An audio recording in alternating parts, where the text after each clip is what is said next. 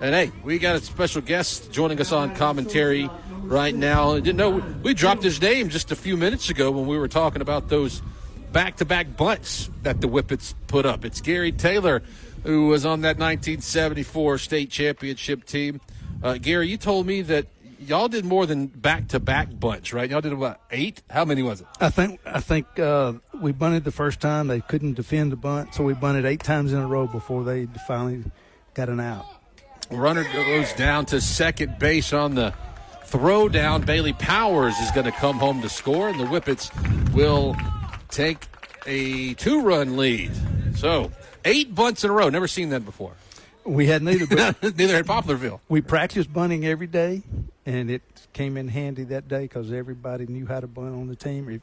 Coach Milton wouldn't let you bat unless you could bunt. Yeah, and so you get the win there, game 1, I believe. Was my cousin? He was pitching that game, right, Bernie? Bernie Steen was on the mound the first game, yeah, yes. My cousin. Pitched a complete game. Yeah, Bernie pitched that game 1. So back then, you didn't, nowadays they go to the Mississippi Braves Stadium, but y'all would play home and away, and then would you coin flip for if you needed a game 3, or how did that go? Well, y'all didn't know. That's a good question. We didn't know. Y'all got it done in 2. He told us what time the bus left and where to be, and that's what we did. So we don't know where the third game would have been. Yeah, y'all got it done in 2, so you didn't have to worry about that. Poplarville is a long, long way down there. So that was game 1. So you go to game 2. And something happened in game 2 as we throw back to second as Curtis just kind of fakes it. Turned to triple play, and I understand you were the one that turned the triple play. So how did that happen? You don't often see triple plays in any level of baseball, but not a lot in high school baseball.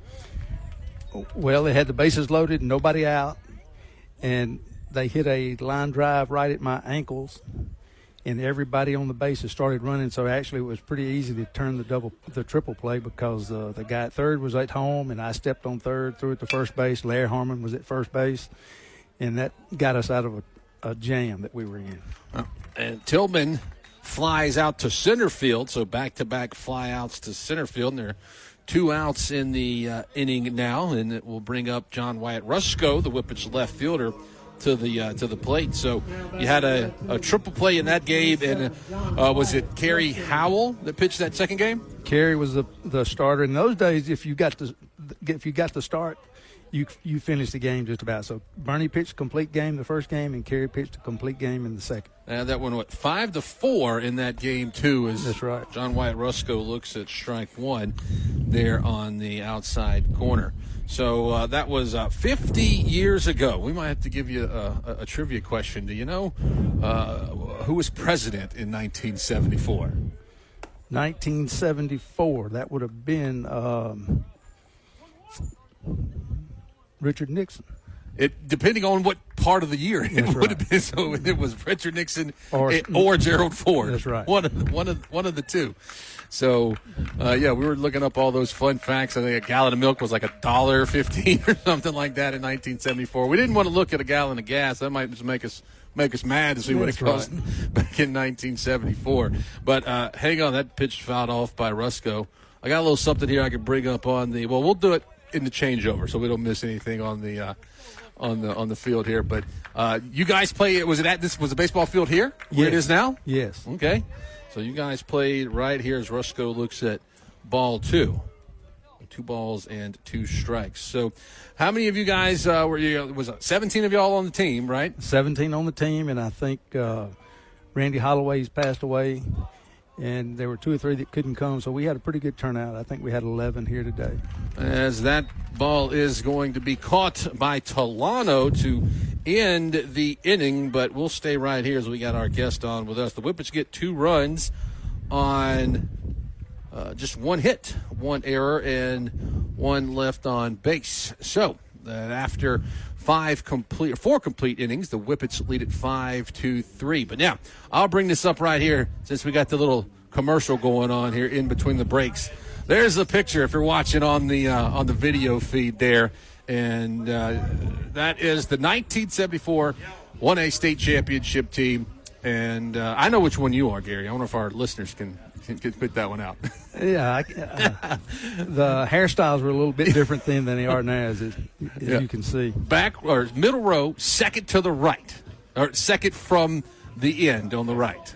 So that is Gerry Taylor. Standing right behind you, I bet people might figure out who that tall, lanky one is. That's right. That's the Mayor Cockcroft right behind me. Yeah, he's in the back right. And then, let's see, on the back row, 1, 2, 3 is another city government official. That's James Culpepper. Correct. Who's a city Ward 1 alderman for the city of Kosciusko. And so you guys had a great team that year. And then you went to play for the state championship the next year. Is that right? That's right. We played St. Joe in the championship the next year. And they beat us 2-0, just like we beat Poplarville 2-0 the year before. And before that, what is it, 1973, you guys played for the North State, is that right? That's right. We played with North State. Bruce beat us 2-1. So you played, you had Coach Milton there, North State in 73, state championships in 74, then runner-up in 1975. So you had a pretty good 3-year run right there for the Whippets. Had a good career and had some pretty good players and some really good coaching, so it worked out for us. What were the games on the radio back then? Did they have anybody? I think the championship series was on the radio. On WKOZ? Yeah, but the regular season games were not. Yeah. That's another WKOZ been broadcasting Kosciusko for a long time. For a long time. At least 50 years. Yeah, so for a long time. But yeah, we can. Okay, we got another guest that's going to come up here, so we'll let Gerry hand the headset off, and we will welcome in our other guest as the Whippets take on the Choctaw County Chargers, as Braden Rigby is on to pitch for the Kosciusko Whippets. So we'll close the book on the McGee as that run is thrown over to first base. Ball hit sharply to shortstop. Tillman made the play, but this good legging out down the line was Jeremiah Miller for a leadoff single. So joining us right now is Coach Ted Milton. Coach, how you doing? It's nice to meet you. You too, man. Good to be here. So tell us a little bit about coming back to Kosciusko. What's it been like after all these years coming back and seeing some of your former players? It was great. You know, my first year here, it took me a year to learn how to spell Kosciusko. I didn't know where it was. Some people that live here probably still don't know how to spell it. Don't worry. But I was able to get here because of the head football coach, Art Nestor, coached me in high school. And I came here and very fortunate to have some great ball players. You know, like the old saying, you can't win the Kentucky Derby with a mule. We was lucky to have some thoroughbreds here. So, all the credit goes to them. They took the coaching and they had a great work habit, and, we was able to be successful. Yeah, and I understand you were pretty young as a head coach. Were you in your early 20s? Yeah, I was 22. 22. Yeah. So coming here. So what do you remember about that season? 17-2 is a pretty good record. So besides what Gerry and I talked about, as that pitch is fouled down the line, it's Seth Miller at the plate. So what do you remember about that season?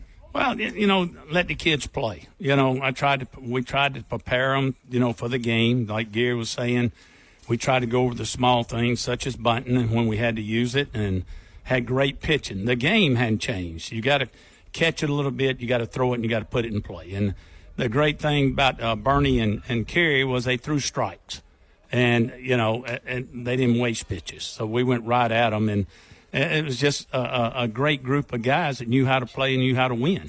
They weren't going to be denied.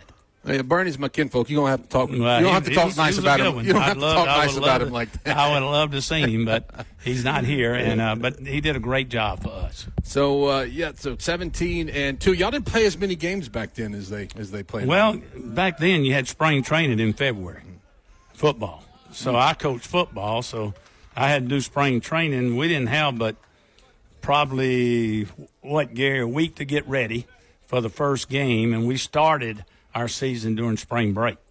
So you're talking about like March the 12th, 13th, and now they get to start earlier and play, I think 30 games is their match now. Yeah, and you have now you're running into basketball. Whippets have a couple of basketball players that missed 1 or 2 games because the basketball season kind of bleeds over. But, and most of our players did play football, and a lot of them played basketball. So we had a lot of guys that was dual sport players, and it made them better athletes. And they were in competition more, which helped out. Whippets lead at 5-3 here in the top of the fifth inning. Choctaw County got the tying run at the plate, though. It's Seth Miller. Curveball by Braden Rigby goes down swinging, does Miller. So that'll be Rigby's first strikeout. And all Whippet strikeouts brought to you by the Italic County Farm Bureau. One down in the inning. Stepping up, Caleb McCulloch. McCulloch hit a home run earlier that almost landed over there on the football field. So he got a good piece of that one. We're speaking with Ted Milton, coach of the 1974 Whippet State Championship team. They were honored before the game today. Did you ever think you'd have any of these guys to be a mayor, a chancery clerk, an alderman? You ever think about that? I feel sorry for Kosciusko. No, they're great guys. You know, I knew they were going to be successful in anything they went in because great work habit, you know, and I'm not going to say very smart, but had a great work ethic. So we had a couple of coaches. Larry Harmon goes on, and he has a great career as a coach. Yep, he did up at Tupelo, and I think he coached a little bit here. Yeah, you know, about 4 or 5 years after I left, he was coach here. Yeah, you know that Harmon name in Kosciusko as McCulloch hits one into left field. John White Rusco had it played perfectly, comes in to make the catch. 2 down in the inning. But, yeah, you got that Harmon name. You know, there's a lot of Harmons come through. Yeah. He had Clarence, he had Michael, and I was fortunate enough to coach all of them. You know. Antonio, related to him. He's up at Mississippi State, you know, right now. He's a wide receiver for the football team. And so after you left Kosciusko, you won another championship at Macomb. Is that right? Right. We basically had another bunch just like this bunch. And when I was able to when I took over that, I kept a bunch of 8th graders. We didn't have junior high baseball back then. We had JV varsity, and I kept 8 or 9 8th graders and just told the parents that they're not going to be able to play a whole lot, but they will practice. And by the time they got to be 10th graders, I think we got beat out in the South State. And when they're juniors, we won it. And then we were on track to win it their senior year, and my number 1 pitcher went down. So, you know, in high school, you just don't have that many pitchers. And when he went down, it kind of knocked us down. So, but they were a great bunch, like the Kosciusko bunch. Yeah, in high school, one player can make or break you. As Jeremiah Miller is able to take third base on a pass ball, but he was stealing anyway, so he would have been safe no matter if the ball got away from Barrett Kewen. And Rigby and winds and delivers. And that one's another one that's a little wide to the right. Kewen able to knock it down. So, Coach, we asked Gerry a trivia question about who was the president during 1974. Do you know what the number 1 song was in May of 1974? I don't even know if we had radio then. No, I don't. Oh, I got 2 of them. Okay. One that I'm going to say, because y'all won the game on May 23rd was when you won the championship. Right. The Jackson 5, as Ricardo takes one in between the numbers, so they'll have runners on the corners with 2 outs on the hit by pitch. The Jackson 5 and Dancing Machine was May 23rd. But 2 days after you guys won the championship, Ray Stevens went to number 1 with The Streak. Okay. Ray was a good one. Yeah. I just wanted to say The Streak on the radio. Don't look, Ethel. Yeah. Mm-hmm. So what's different about the game? You mentioned it earlier. You know that baseball's baseball, right? So what, besides like watching here today, what's different about the game than when you guys played and when you coached? Uniforms. They got more selections. Like I told you before, the game hadn't changed. I mean, you got to catch it, throw it, and hit it. But the facilities are much better. We didn't have this. I compliment Kosciusko for that. Their facilities, football field, all that looks great. They got weight rooms they can work out with. We didn't have weight rooms. And when I played at State, we didn't lift weights. We just went and played. And you know, the metal bats had really changed. I've always said with aluminum bats, you make a poor hitter a pretty good hitter, you make a good hitter an excellent hitter, and you make that excellent hitter somebody you're not going to get out. Yeah. You know, and it's dangerous. And the way it comes off that, and we played with wooden bats, and they weren't the greatest wooden bats, but we were able to be successful with it. And it's just the equipment is so much better now for the kids, and that's great to see. Baseball, Mississippi has come a long way in baseball. So at Mississippi State, you play for the legend Ron Polk? No, I play for Paul Gregory and Tom DeArma. Okay, so a little bit before. Yeah, we were the first Mississippi State team to go to College World Series in '71. All right, so was it at Omaha then? Yes, sir. The old ballpark. Yeah, the Rosenblatt. Yes, sir, and it was big. That one's hit to the mound, and there's a good play by Braden Rigby. Comes off the mound to field his position and make the throw over to first, so the Whippets get out of the inning unscathed. The Chargers got no runs on one hit. There were no errors, and there was one left on base. So we'll go to the bottom of the fifth inning, and Kosciusko leads it 5-3. Hang on, I don't know if you saw the picture, Coach, that we brought up there. Right? Yeah, right? I've seen it. One had a bunch of ugly dudes there. Huh? That's you in the back left. Is that right? Yes, that's me. The back left. So, yeah. Well, Coach, you say you were in your early 20s. You're not too much older than some of these. I wasn't. These guys there. I was lucky. They respected me, and I respected them. And we tried to take care of them, and we did that. So we have to talk about the mayor of Possum Neck is what they called him, Randy Holloway. He was something, right? He was something. Randy tell you now what he thought. Yeah, he was not shy, and it's like I said this at his funeral. When somebody asks you about Randy, he was a player, and I think that's the greatest compliment an athlete can get. I didn't say how great he was. He was a player. He got after it. And, he went to USM as a catcher, and I think he did a pretty good job. And, I miss him. We all think about him, and we miss him here today. Yeah, Randy was he was an ardent supporter of all things Kosciusko. Listened to our broadcast, watched our broadcast. Right. And, would tweet out or put Facebook links to our broadcast, and just a huge supporter of Kosciusko Whippets baseball. And as I said, that's what they called him, the mayor of Possum Neck. If you know where Possum his Neck. Mom and Dad were something now. Mayor of Possum Neck down there on Highway 19, going towards west. Right. Well, Coach Milton, you guys are going up to the square tonight to have a little something, a little shindig. Well, I reckon so. Go up and eat, and then I got to head back to the coast. That's where I live now. Okay. And you don't live close to Poplarville, do you? No, we go to Poplarville a good bit. I go over there. I got a grandson playing now in the middle school age, and they play Poplarville and teams like that, and I go watch it.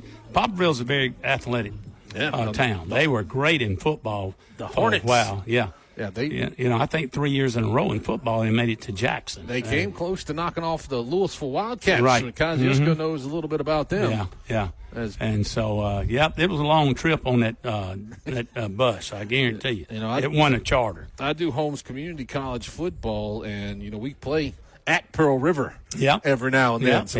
I've made the trip to Poplarville a couple of. Y'all got y'all new coach over there, Marcus Wood. He and I are good friends. Yeah, Braden Rigby leads off the bottom of the fifth inning. A little bloop single out to right field.